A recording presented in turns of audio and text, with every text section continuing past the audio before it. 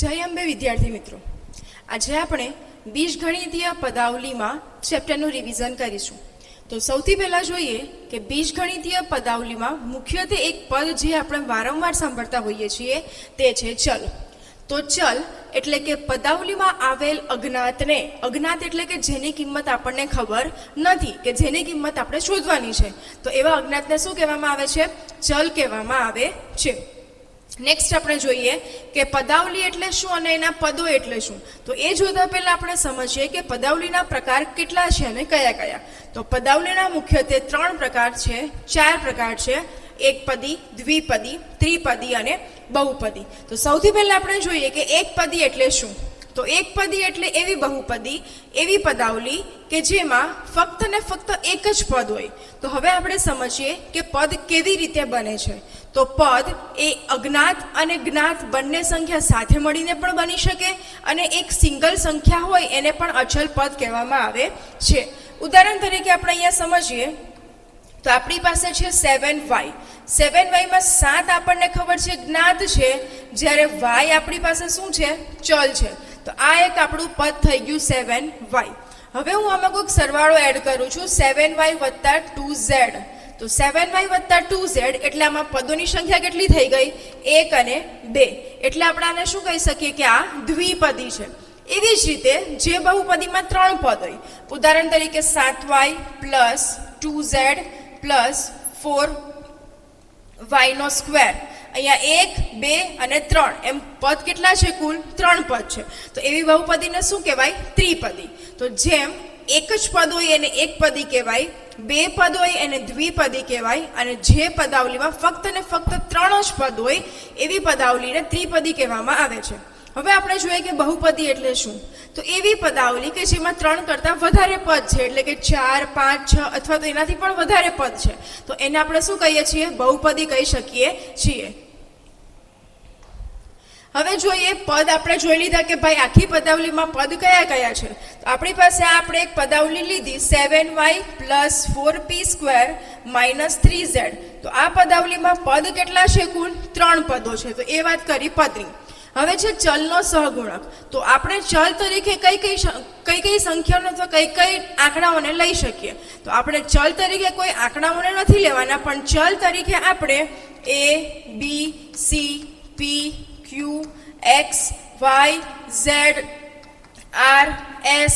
એનો અર્થ કે આપણે a થી z માંથી કોઈ પણ આલ્ફાબેટ્સ લઈ શકીએ છીએ, પરંતુ એ શક્ય હોય ત્યાં સુધી બીજી ABCDમાં એને લેવાનો. તો એ આપણું થઈ જશે ચલ, કે જેની કિંમત આપણને ખબર નથી, અને આપણે જે કિંમત એની મૂકશું એના અકોર્ડિંગ આપણને એનો જવાબ અલગ અલગ મળશે.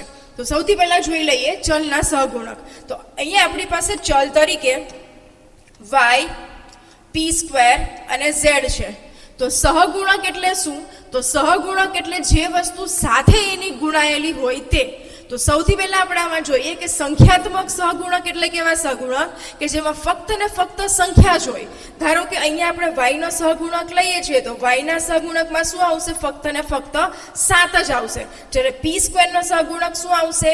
4. અને z નો સહગુણક શું આવશે? તો કોઈ કહેશે 3. તો ના, ખાલી 3 આવશે નહીં. જે સંખ્યાની આગળ અથવા જે પદની આગળ માઇનસની નિશાની હોય તે પદની જ્યારે આપણે સહગુણક લખીએ ત્યારે માઇનસની નિશાની એમાં ઇન્ક્લુડ કરવી પડે. એટલે ઝેડનો સહગુણક અહીંયા બનશે -3. એને કહેવાય સંખ્યાત્મક સહગુણક. હવે આપણે બીજું ઉદાહરણ જોઈએ 7py². હવે આપણને એમ કહેવામાં આવે કે આમાં p નો સહગુણક કયો છે.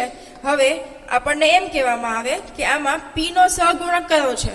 તો આપણે કીધું કે સહગુણક એટલે સાથે ગુણાયેલું હોય તે. તો અહીંયા p ની સાથે શું ગુણાયેલું છે? 7 પણ છે અને y² પણ છે. તો આ કેસમાં p નો સહગુણક શું આવશે?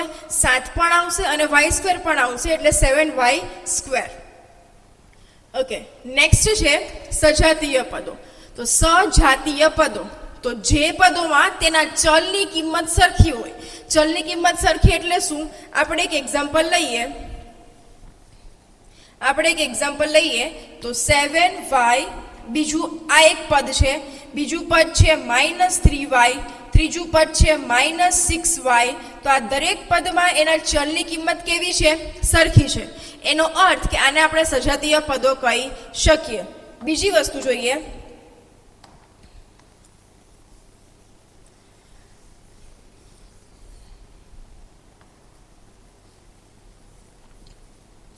ઓકે, નેક્સ્ટ જોઈએ કે 7p² અને -8qp² સરખા કે જુદા, એ આપણને કેવી રીતે ખબર પડે કે એ સરખા કે જુદા?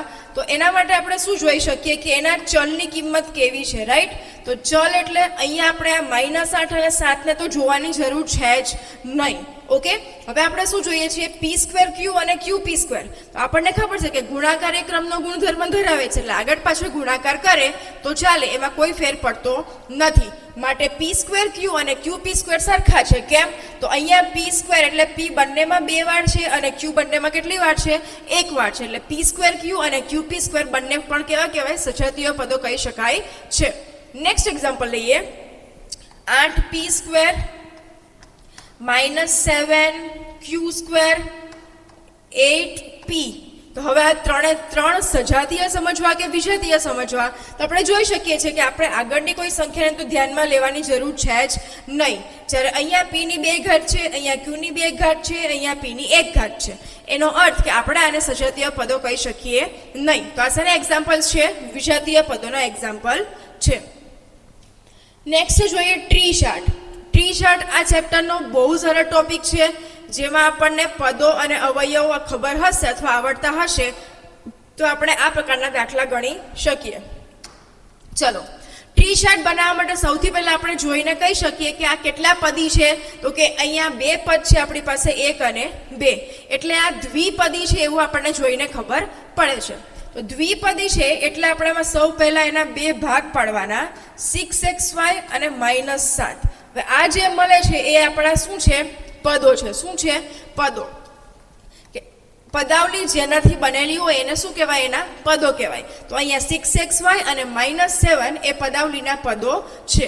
હવે આપણે હજી આના બાયફર્ગેશન કરવાનું. એમાં એક શબ્દ છે અવયવ. તો આપણા શરીરના જેમ નાના નાના અવયવો છે, જેમ અલગ અલગ ભાગ છે, એવી જ રીતે આ પદ 6xy કયા નાના નાના ભાગોનું બનેલું છે એને આપણે એના પદો કહી શકીએ. તો આપણે જોઈએ કે આમાં 6 છે, x છે અને y છે. તો 6x અને y આ ત્રણેયને આપણે શું કહી શકીએ? એના અવયવ કહી શકીએ. સેમ વસ્તુ અહીંયા જોઈએ -7. તો એમાં તો કોઈ ફેર પડવાનો જ નથી, કેમ કે સંખ્યા કેવી છે? અચલ સંખ્યા છે, એમાં કોઈ પણ ચેન્જ થશે નહીં. તો -7 એમને એમ. નેક્સ્ટ એક્ઝામ્પલ જોઈએ. 4x -7y +8. અહીંયા આપણે જોઈ શકીએ છીએ કે આપણી પાસે 3 પદો છે, એટલે આપણે આને શું કહેવાય? ત્રિપદી કહી શકીએ. હવે આને આપણે 3 ભાગ પાડવાના. જો બહુપદી હોય તો એનાથી વધારે ભાગ પાડવાના, જો દ્વિપદી હોય તો 2 ભાગ પાડવાના. તો ફર્સ્ટ પદ આવશે 4x, બીજું પદ છે -7y અને ત્રીજું પદ છે 8. તો આ ત્રણેય આપણને શું મળી ગયા? એના પદો મળી ગયા. હવે પદો પરથી આપણે શું શોધવાનું છે? એના અવયવ શોધવાના છે. તો 4x કયા 2 વસ્તુનું બનેલું છે? કયા 2 નંબર્સનું બનેલું છે? તો કે 4 અને x. તો આ 2 ના અવયવ.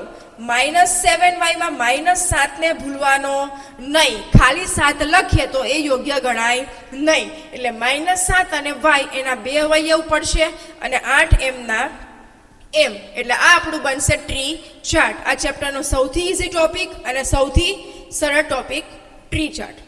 ઓકે, નેક્સ્ટ જોઈએ. નીચે આપેલ દરેક પદાવલીમાં પદનો સહગુણક લખો.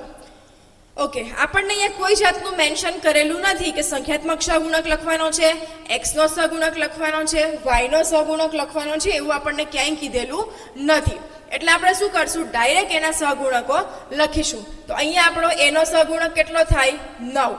હવે આપણે જોઈએ કે અહીંયા આપણી પાસે 2 પદ છે, 2x અને 3y. તો બંને પદના અલગ અલગ સહગુણક લખવાના. તો 2x નો સહગુણક કેટલો થાય?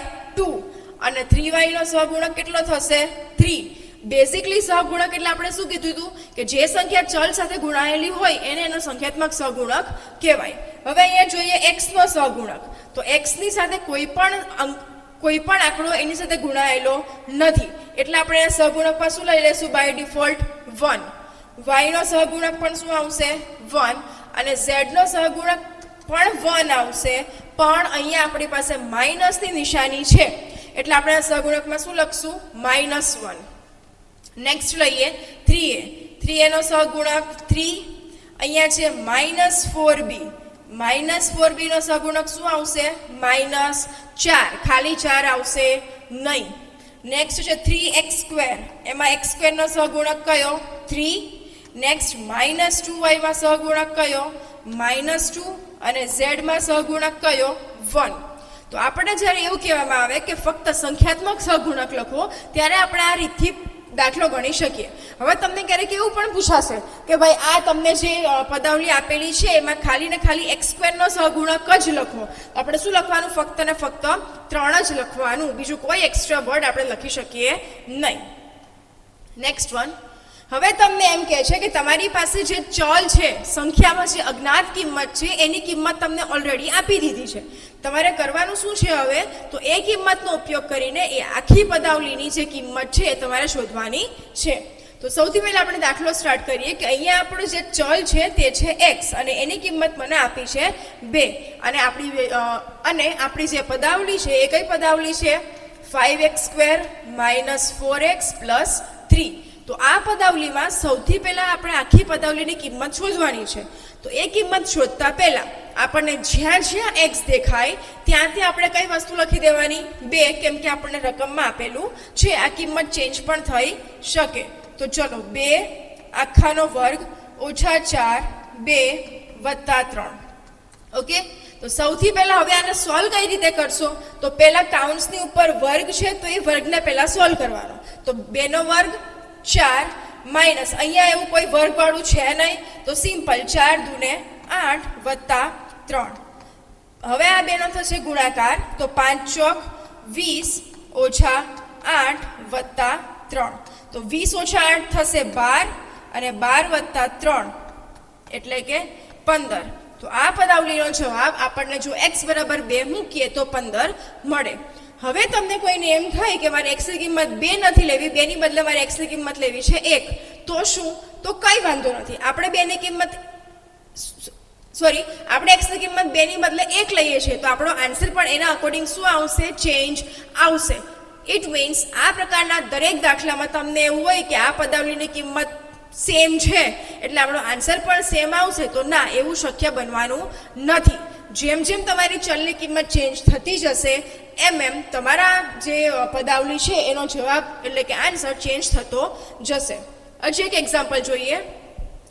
હવે આપણને આ પદાવલીમાં 2 અજ્ઞાત કિંમત આપેલી છે એટલે કે 2 ચલ છે x અને y. તો હવે આપણી જે પદાવલી છે 2x3 - 2y3, રાઈટ? એમાં આપણે શું કરશું? જ્યાં આપણને x દેખાય છે ત્યાં આપણે લખશું 2, જ્યાં આપણને y દેખાય છે ત્યાં આપણે શું લખશું? -2. ચલો ટ્રાય કરીએ. 2 x છે એટલે 2 આખાની 3 ઘાત ઓછા 2 -2 ની 2 ઘાત. ઓકે, 2. સૌથી પહેલા આપણે ઘાત સોલ્વ કરશું તો 2 દુ 4 દુ 8 ઓછા 2. હવે -2 ની 2 ઘાત તો આપણને ખબર છે કઈ રીતે સોલ્વ થાય. -2 ગુણ્યા -2 2 દુ 4 માઇનસ માઇનસ પ્લસ એટલે આપણો આન્સર માઇનસમાંથી શેમાં થઈ જશે? પ્લસમાં કન્વર્ટ થઈ જશે.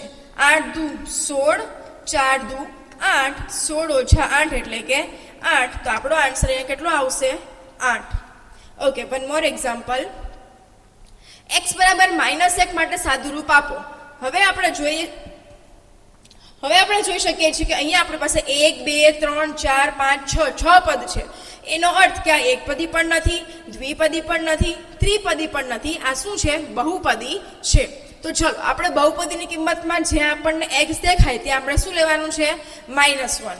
તો 3 -1² + 2 -1 + 4 -6 -1² -3 -1 -3. ઓકે, તો ચલો હવે આને સોલ્વ કરીએ. પહેલા -1 ની 2 ઘાત, -1 ની 2 ઘાત એટલે આપણને ખબર છે કે આ વસ્તુ કિંમત માઇનસમાં હોય અને એની ઘાત 2 હોય, મતલબ બેકી સંખ્યામાં હોય, તો એનો જવાબ કેવો થઈ જાય? પોઝિટિવ એટલે કે એકી સંખ્યામાં. +2 -1 એમને એમ +4 -6 1 -3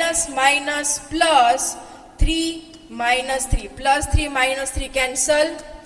3 × 3 -2 +4 -6. 3 માંથી 2 જાય તો 1 વત્તા 4 ઓછા 6.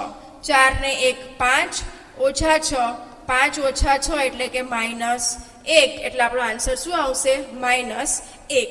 તો આ રીતે આપણને જેમ અલગ અલગ વેલ્યુ અને અલગ અલગ પદાવલી મળતી જાય એમ આપણો દાખલો પણ અલગ અલગ રીતે ચેન્જ થતો જશે અને આપણો જે આન્સર છે એ પણ કેવો આવશે અલગ અલગ આવતો જશે.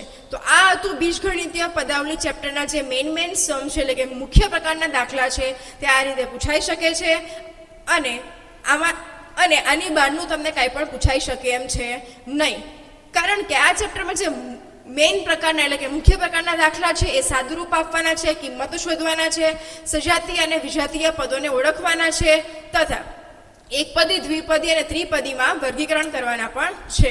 Okay, thank you.